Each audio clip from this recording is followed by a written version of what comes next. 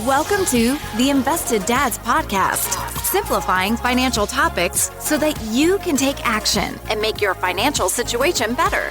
Helping you to understand the current world of financial planning and investments, here are your hosts, Josh Robb and Austin Wilson. All right. Hey. Welcome back to the Invested Dads Podcast, a podcast where we take you on a journey to better your financial future. I am Austin Wilson, research analyst at Hixon Zuercher Capital Management. And I'm Josh Robb, director of financial planning at Hixon Zuercher Capital Management. So, Austin, how can people help us with our podcast? Yeah, so we would love it if you would subscribe on whatever podcast platform you listen to us on, which is probably Apple Podcast. Pretty much. That's pretty much most 80, of them. 90%. So, Apple Podcasts, we'd love it if you'd subscribe. If Google has their own podcast platform, I don't know. They have a great Check one. it out. Amazing. Subscribe on there. We're on Spotify. We're on every single one. So we'd love it if you would subscribe, and it'd really help us if you would leave us a review on whatever platform you listen to us on, as well as that will help us to be able to reach more people. Yep. So today, I'm pretty excited about this. Yes. Because Josh came to me and said, hey, Austin, I did. That's how I usually start the conversation. When I talk to myself, I say that. let's record a podcast today. And I was like, this is great. Yes. I love recording podcasts with Josh every single week. But what can we talk about? Let's just chat about it. And Josh said, why don't we ask the question that someone is going to get asked at some point in their life? And that question is, Does this outfit make me fat? do you want me to answer that, or do you just... I'm not asking for okay. myself. It's rhetorical. Okay, that's good. Because there's a right answer when it comes to your wife. There's a quick answer, which is no, right away.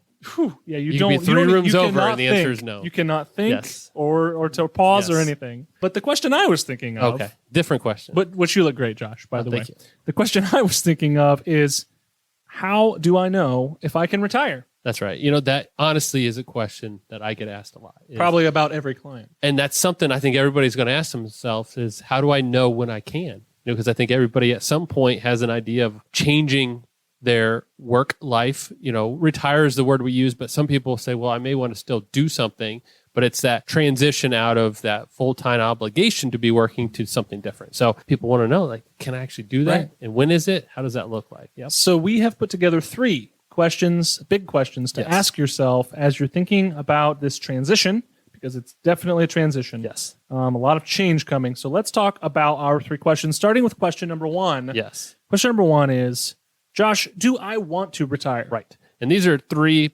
key questions. They don't encompass everything, but these are kind of the high level. So do I want to retire? That sounds kind of like a silly question to ask, but Obviously. not everybody actually gets to make this know. decision. So I say to somebody asked this question, but do I want to retire? Because some people are forced to retire, whether it's to take care of loved ones or for their own well-being. Sometimes they're forced out of their working career maybe before they were ready to make that decision. But if you are in that position where you're working and continue to work, this is that first question you want to ask is, well, why am I even considering it? Right. What is causing me to ask that question? Don't do it if you don't want to. Yeah. Or have to. Yeah. So first part of that is, do I want to retire? Well, do I still enjoy what I'm doing? Right. If you like what you're doing, no one's making you stop. And, again, minus those things we were talking about is, if you are allowed to continue to work, then go for it. There is no mandatory retirement age in the United States for everybody.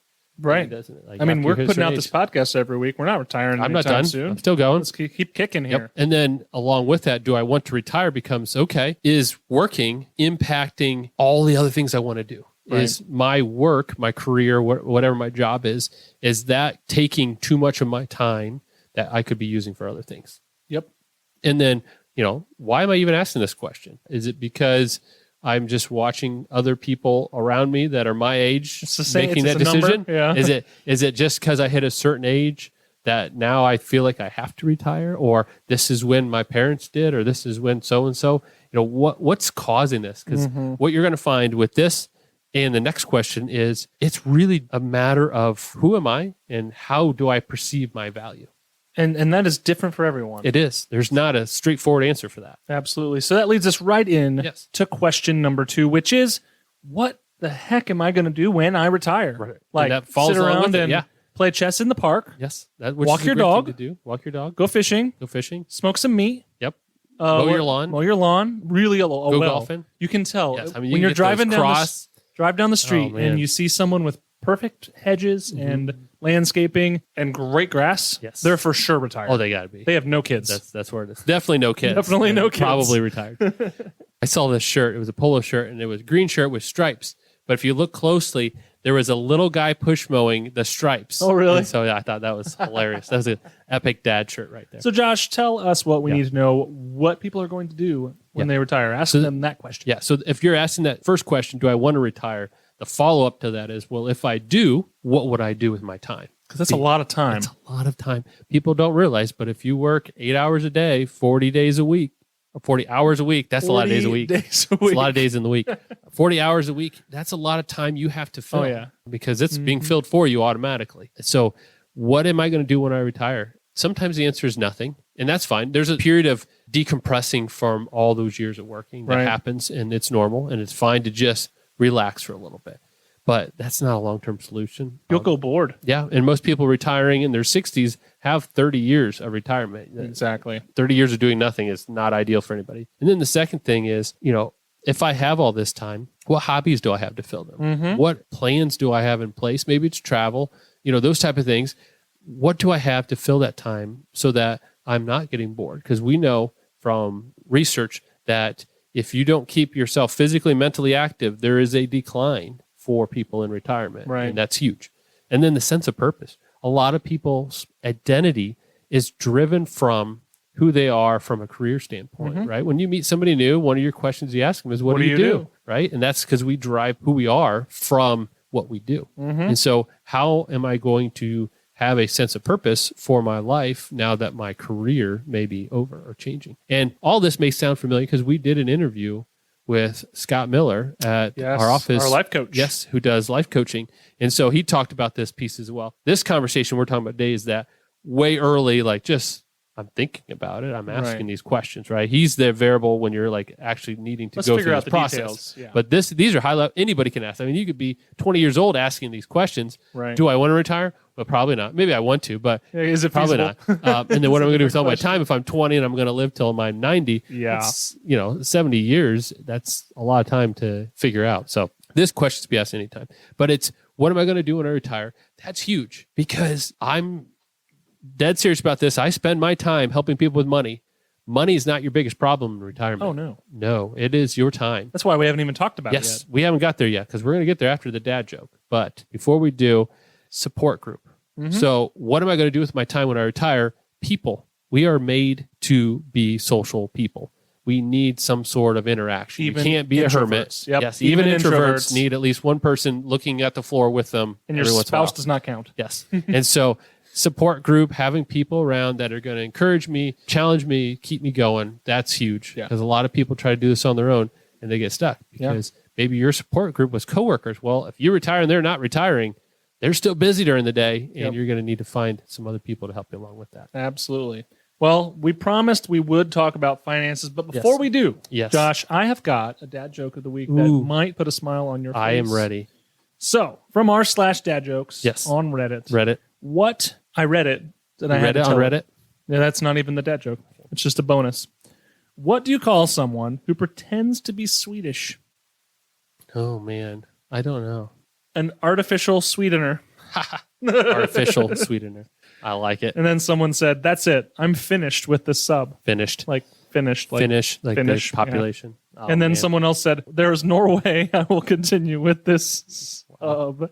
We're getting. And then someone said, "Haven't decided where Iceland yet." Iceland yet. Okay, I'm done. Wow. So that was the dad joke of the week. European puns in there. Of European puns there. But that leads us to our third and final question that we are going to address today, and that is the one everyone's really waiting for. Yes. Because it's the one that people probably go to first. Even though we just shared bigger picture pieces, this is what we're hitting third.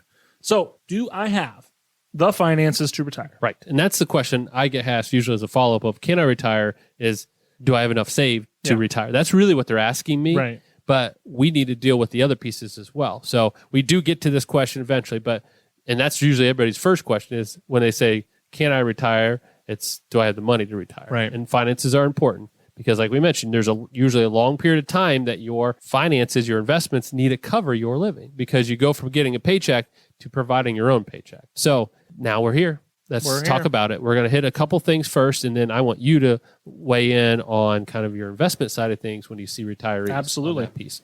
First question I always ask them then is, well, how much do you plan on spending?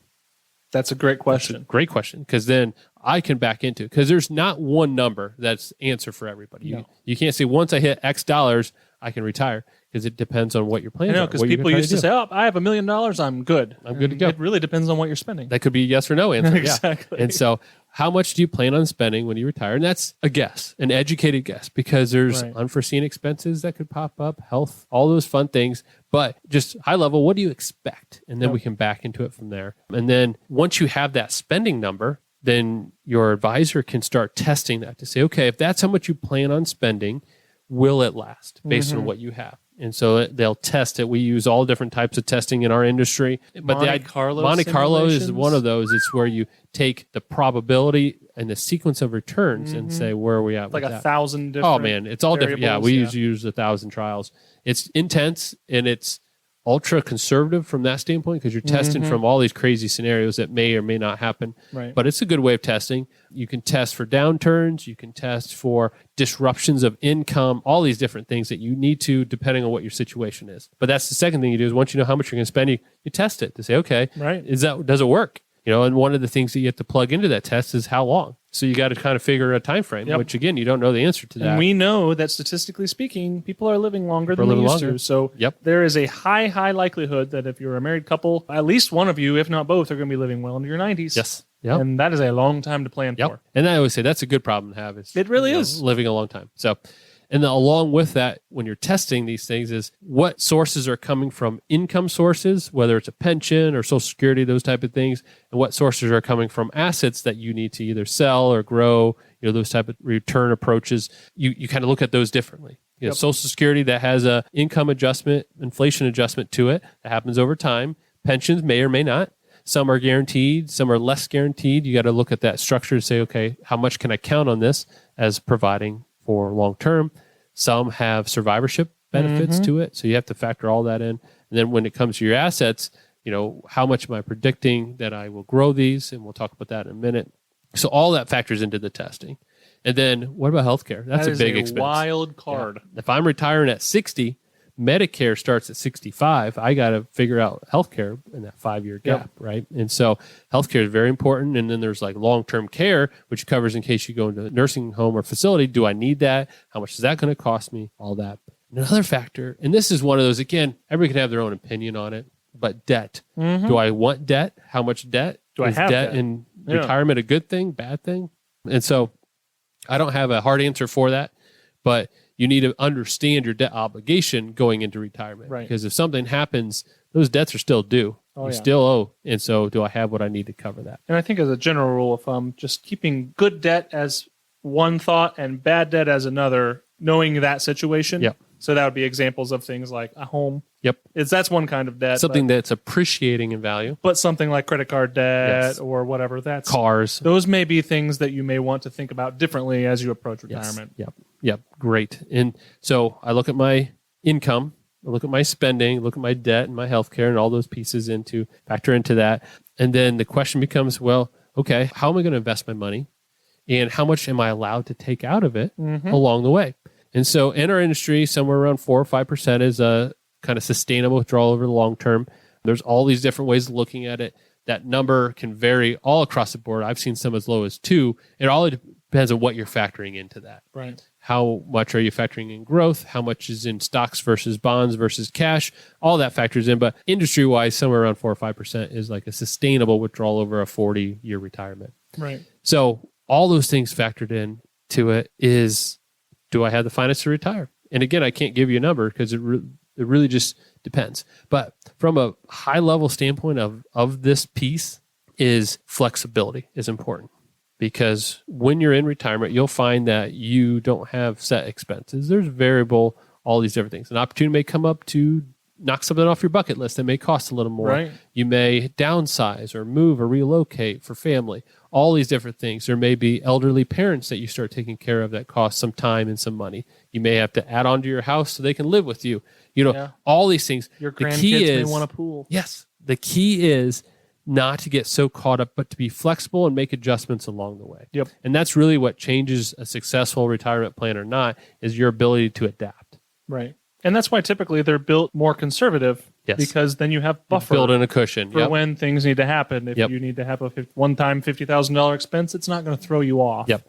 or whatever. So that's why building in buffer for unforeseen expenses is key there. Yep. But also, as you were talking about with withdrawals, is it depends on the person. But if you are a person who's willing to make changes in your plan on how much you're taking out, you can often have a lot, even more money during some periods of your life if Yes. you're willing to, if the market goes down, take out less or whatever and adjust your plan. So there's a lot of reasons where it really pays off to work with someone who can run all those different scenarios that we talked about earlier, because there's a lot of flexibility there if you need it. Yeah.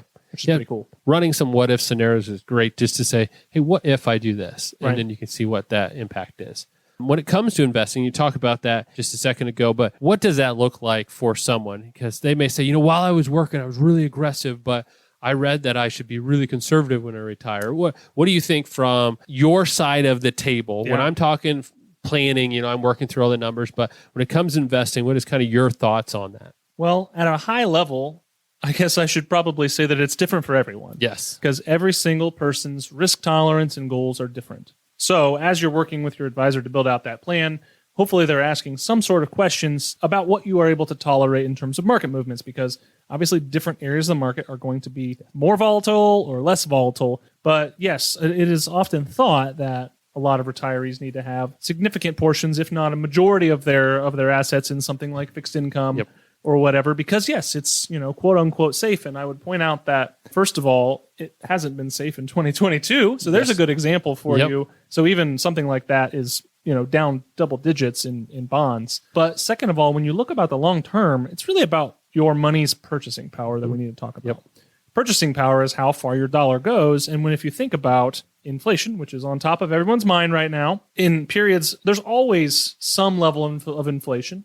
And sometimes it's marginally negative, but there's always some level of inflation going on, and that's just the sign of a healthy, growing economy, so it's not necessarily a bad thing. But what that means is that if you have $1 million in your account, and next year inflation's 10%, your purchasing power was reduced by 10%, and your dollars didn't really grow. Yes. So what you need to do is have your money allocated in such a way to outpace inflation for one and grow on top of that. Yes. And if you think of long-term average, so take this last couple years of weirdness out of the way, long-term averages of inflation are 2.5%, 3%, somewhere in that range. So you need your money to A, grow that much, but B, also have a growth component on top of that. And the way that we have determined that is best handled is through stocks. Yes. Stocks are the most proven inflation protection out there. And they're the ones that have been through every single cycle for 100 years and actually done well over time. So what we would say is, while you may want some sort of fixed income allocation to get your volatility level down due to risk, you can bring that risk level down, you must have, generally speaking, a healthy portion of your assets in stocks. And those can be dividend-paying stocks, which are great. They pay dividends. But stocks in general are going to be the thing to keep your portfolio from being eaten away at inflation over time. That sounds good. I think for a lot of people, knowing that you have those goals while you're working, that doesn't change in retirement. Your goals may adjust because now you're achieving one of your goals of retirement, but your investments still need to track those goals. So if one of those goals is legacy giving, maybe being a little more aggressive with that piece of your portfolio is maintaining that goal's objectives to say, hey, my goal is to grow this money, not for me, but for someone else. And so you're looking for a longer term time frame, so it gives you a little more ability to weather those ups and downs. But you're right. Having an allocation to the stocks is very important because historically speaking, they're the only asset class that is consistently kept up with and beaten inflation. Yeah. And along with that, diversification is important because no one's great at guessing what's going to do well in any given time frame. And then also with that withdrawal, if I'm going to be taking a higher withdrawal rate, I need to be able to sustain that. And that, again, that comes from the growth piece of that. So there's no hard number there. Again, it's at 60%, 70%, 80% in stocks. It really depends on your goals, what your starting amount is, what your withdrawal rate is. But in general, a portion needs to be in stocks with that. So as we've talked about today, money is really just a small piece of the overall picture about retirement. There's more to it, as we talked about today. So keep that in mind. There is really a lot of focus around maintaining that sense of purpose in your life. And that's something, again, we talked about with Scott Miller, our life coach here. So if you haven't listened to that episode, listen to that episode, Yes. we'll link it in the show notes. It's really a lot more in depth in certain areas that we talk about today. But Josh, how can people help us to continue to grow this podcast? Yeah. Thanks for listening. Make sure you share this episode. If you know somebody who's just starting to have that conversation about retirement, share this with them and help them look through some of those first couple questions, especially of kind of what is my next phase going to look like? Because that'll help determine, well, am I ready yet? They may find that the things they want to do, they're not quite ready for, or the people they want to do them with aren't quite there yet either. And so those are always good things to do. And if you have any questions, thoughts, just shoot us an email at hello@theinvesteddads.com. All right. Well, until next Thursday, have a great week. All right. Talk to you later. Bye. Thank you for listening to the Invested Dads podcast. This episode has ended, but your journey towards a better financial future doesn't have to. Head over to theinvesteddads.com to access all the links and resources mentioned in today's show. If you enjoyed this episode and we had a positive impact on your life, leave us a review, click subscribe, and don't miss the next episode. Josh Robb and Austin Wilson work for Hicks & Zerker Capital Management. All opinions expressed by Josh, Austin, or any podcast guests are solely their own opinions and do not reflect the opinions of Hicks & Zerker Capital Management. This podcast is for informational purposes only and should not be relied upon for investment decisions. Clients of Hicks & Zerker Capital Management may maintain positions in the securities discussed in this podcast. There is no guarantee that the statements, opinions, or forecasts provided herein will prove to be correct. Past performance may not be indicative of future results. Indices are not available for direct investment.